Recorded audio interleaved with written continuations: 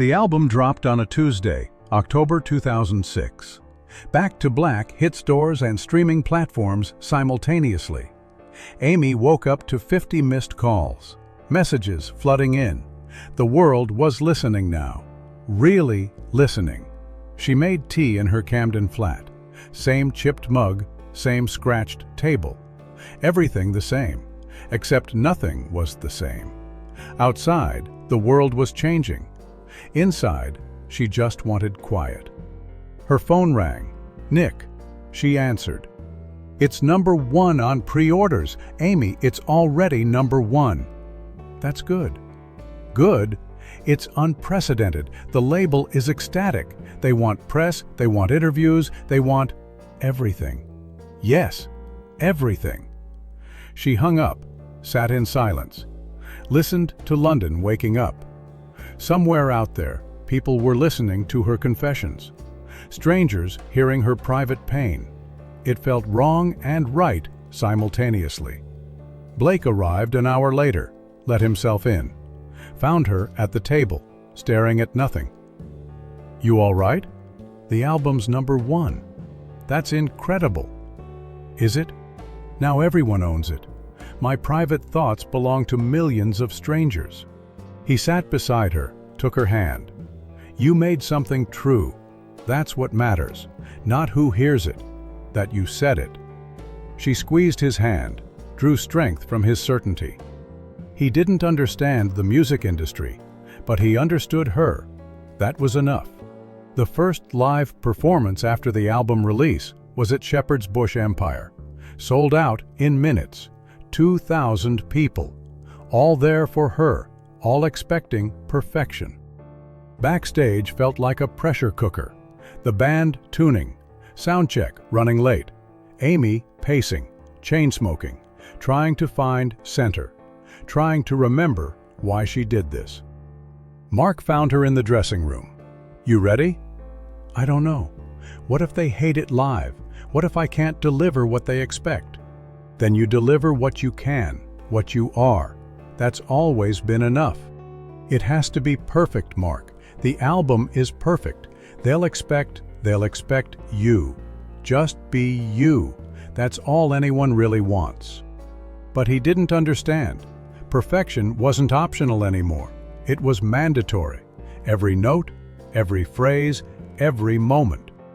The album was flawless. The live show had to match. Anything less was failure. The stage manager knocked. 5 minutes. Amy looked in the mirror. Beehive, perfect. Eyeliner, sharp. Dress, immaculate. The armor was in place. Now she just had to be invincible behind it. She walked to the wings, heard the crowd murmuring. 2,000 people, 2,000 expectations, 2,000 chances to fail. Blake appeared beside her, kissed her cheek. Break their hearts. That's the plan. The lights went down, the crowd erupted. She walked into the spotlight. The band hit the first chord. She opened her mouth, and the world narrowed to just this, just now. Just the song. The reviews came fast. 5 stars, 4 stars, glowing praise everywhere. The voice of a generation. Soul music reborn.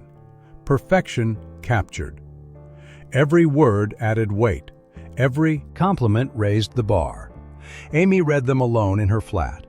Dawn breaking outside. The Guardian, The Times, NME, Rolling Stone, all saying the same thing.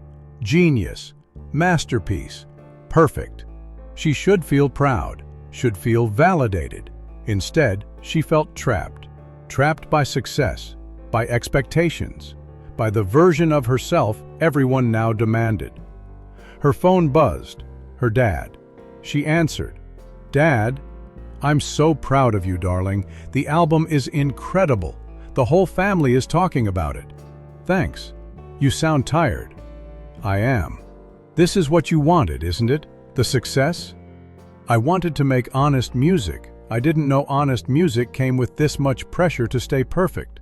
He paused. The noise means people are listening. That's a gift. Or a curse. I'm not sure which yet. Just remember who you are. Success doesn't change that unless you let it." After they hung up, Amy sat in the quiet, tried to remember that girl, the one who sang because she had to, not because thousands were watching. The studio sessions for promotional performances became brutal. Every TV appearance had to be perfect. Every radio session flawless. No room for human error. No space for imperfection. Mark watched Amy do 17 takes of Rehab for a BBC session. Each one slightly different. Each one searching for something she couldn't name. "That one was good," he said after take 14. "Good isn't enough, it has to be perfect." "Amy, the album is perfect. They expect perfect. I have to deliver perfect." "You're being too hard on yourself." "I'm being realistic. One bad performance and the whole thing collapses. The reviews, the success, everything." Mark stopped the tape, walked into the booth, stood close. "Listen to me. You're not a machine, you're an artist. Artists are human. Humans are imperfect. That's what makes the music real. Real doesn't sell albums. Perfect sells albums. No, truth sells albums. You sold albums with truth. Don't lose that chasing perfection." But she couldn't hear him. The pressure was too loud, the expectations too heavy. Perfect wasn't a choice anymore. It was survival. Blake became her anchor. When the industry demanded perfection, he demanded nothing. When everyone wanted more, he wanted just her. No performance, no armor, just Amy. They spent nights on her roof. Camden spread below, smoking, talking, escaping the pressure that never stopped building. "They want me to tour America," she said one night. 6 weeks, 30 cities, every major market. "Do you want to go?" "I don't know. I want to perform. I don't want to be performed." Does that make sense? Perfect sense. "But I have to. The album is huge there. They're calling it a phenomenon. If I don't tour, I'm ungrateful. If I do tour, I lose myself." Blake pulled her closer. "Then take me with you. I'll remind you who you are when everyone else forgets." "The label won't like that." "Do you care what the label likes?" She laughed, dark laugh. "I should, but I don't." "Good. Stop caring what they think. Start caring what you need." But that was the problem. She didn't know what she needed anymore. Except him. And the music. And somehow those two things were becoming the same thing. The Grammy nominations arrived. 5 categories: Record of the Year, Album of the Year, Best New Artist, Song of the Year, Best Female Pop Vocal Performance. The label threw a party. Industry people, press, photographers, everyone celebrating. Amy stood in the corner, watching, feeling nothing. Nick found her. "Why aren't you celebrating?" "Because now I have to win. Nominations aren't enough. Expectations just tripled." "Amy, if I win, the pressure increases. If I lose, I'm a failure. Either way, I lose." "That's not true." "Isn't it? Look around. Everyone here sees me as a product, an investment, a commodity. Nobody sees me." "I see you. You see what you want to see, what you need to see, what the business needs me to be." She left the party early, found Blake waiting outside. He saw her face, didn't ask questions, just took her hand. They walked Camden streets, away from the party, away from the expectations, away from everyone who wanted a piece. "I don't know if I can do this," she said. "Do what?" "Be what they want. Deliver what they expect. Maintain this level forever." "Then don't. Be what you are. Deliver what you can. Let them adjust their expectations." "It doesn't work that way." "It does if you're brave enough." She stopped walking, looked at him. "I used to be brave, before all this, when it was just me and a guitar and a small pub. I was fearless. Now I'm terrified." "Of what?" "Of failing. of succeeding, of losing myself either way. He kissed her forehead. "You won't lose yourself. I won't let you." But even he couldn't protect her from success. Nobody could. The performances multiplied. Television, radio, award shows, private events. Every stage demanded perfection. Every audience expected the album brought to life, flawlessly, every time. Amy developed rituals, pre-show routines, specific clothes, specific drinks, specific positions. Control where she could find it.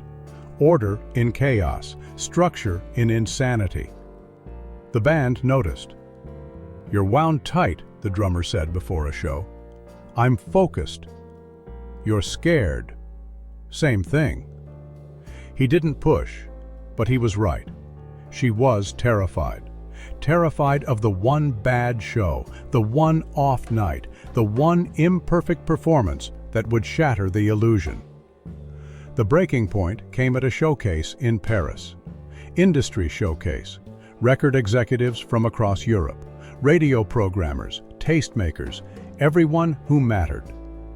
The venue was intimate, maybe 300 seats, but it felt like millions. Each person a judge, each pair of eyes a test. Amy stood backstage. Her hands shook, her breathing shallow. The beehive felt too tight. The armor felt heavy tonight, too heavy, crushing. She could hear the crowd murmuring. Industry languages, industry expectations, industry judgments forming before she even appeared. Blake found her in the dressing room, saw her face, the panic. "Hey, look at me." She couldn't make eye contact, couldn't breathe right, couldn't remember why she was doing this. "Amy, look at me." She forced herself, met his eyes, saw concern, real concern. "I can't go out there." "Yes, you can." "No, I mean it. I physically cannot make my legs move. Everything is too heavy. The expectations, the perfection, I can't carry it anymore." He held her shoulders, firm, grounding. "Then don't carry it. Leave it here. Walk out there as just Amy. Not the phenomenon, just you. Just your voice. Just the truth. They'll hate it. They'll love it. Because it's real. And real is what sold 5 million albums. Not perfect, real." She breathed. One breath, then another. The shaking slowed. The weight shifted. Still heavy, but bearable. "What if I fail?" "Then you fail. And tomorrow you try again. That's the job, not perfection, just trying." She walked to the stage. The crowd waited. She stepped into the light, opened her mouth, and sang. Not perfectly, but honestly. Raw, vulnerable, human. The crowd was silent, then erupted. Not polite applause, recognition, understanding. They felt it. The humanity, the imperfection, the truth. Backstage, she collapsed into Blake's arms. "I almost couldn't do it, but you did." Barely. Barely is enough. Barely is honest. Honest is what matters. The pressure didn't stop, but something shifted. Amy started letting go. Of perfection, of control, of the impossible standard. Started accepting imperfection. Started embracing humanity. The performances got better. Not technically, emotionally. She connected instead of performed. Felt instead of executed. Lived instead of delivered. Mark noticed. Something changed. "I stopped trying to be perfect, started trying to be present. It shows. These are your best performances yet. Because I'm not performing anymore, I'm just being, and sometimes being is messy, and that's okay." Late night, studio. Amy recording B-sides, Blake beside her, watching, learning, understanding the process. She sang a take, cracked slightly on a high note. Old Amy would have demanded another take. New Amy just smiled. "That's the one." Mark looked up. "You cracked." "I know. It's human. Keep it." "You sure?" "I'm sure. The crack is honest. Perfection is boring. Honest is memorable." They kept the take, the crack and all. It became a fan favorite. The imperfection made it real, made it relatable, made it art. On the way home, Blake squeezed her hand. "I'm proud of you." "For what? Accepting I'm not perfect?" "For choosing truth over image. That's harder than it sounds." "You make it sound easy." "Because I don't have millions of people watching, judging, expecting. You do. And you still chose honest. That takes courage." She leaned against him, exhausted, relieved, free. "I don't know if I can maintain this. The pressure is constant. The expectations never stop. But tonight, right now, I'm okay. That's enough. Tonight is enough. Tomorrow, we'll worry about tomorrow." The album kept climbing. Chart success, sales records, cultural phenomenon. Everyone had an opinion. Everyone expected more. But Amy stopped listening to everyone, started listening to herself. She performed when she wanted, rested when she needed, said no to impossible schedules, said yes to honest moments, chose Blake over industry events, chose quiet over chaos, chose herself. The label wasn't happy. "You're turning down opportunities." "I'm choosing sanity." "You're at the peak. This is when you push harder." Or, "This is when I rest, before the peak becomes a cliff." They didn't understand, thought she was self-sabotaging, didn't realize she was self-preserving, protecting the artist, protecting the human, protecting Amy. Camden nights remained sacred. The good mixer, Ray behind the bar, regulars who didn't care about Grammy nominations, just wanted good music and honest company. "How's fame treating you?" Ray asked. "Like a beautiful prison." "That bad?" "That complicated. Everyone wants something. Nobody wants just me. Blake does." She smiled. "Blake does.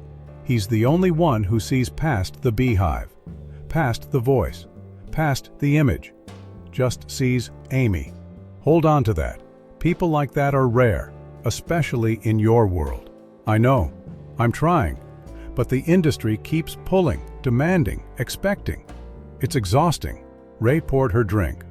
"Then rest. Rest is radical in a world that demands constant performance." She raised her glass. To rest, and radical choices, and staying human, despite the pressure to be perfect. The weight of perfection never fully lifted. But Amy learned to carry it differently. Not alone, not perfectly, just honestly.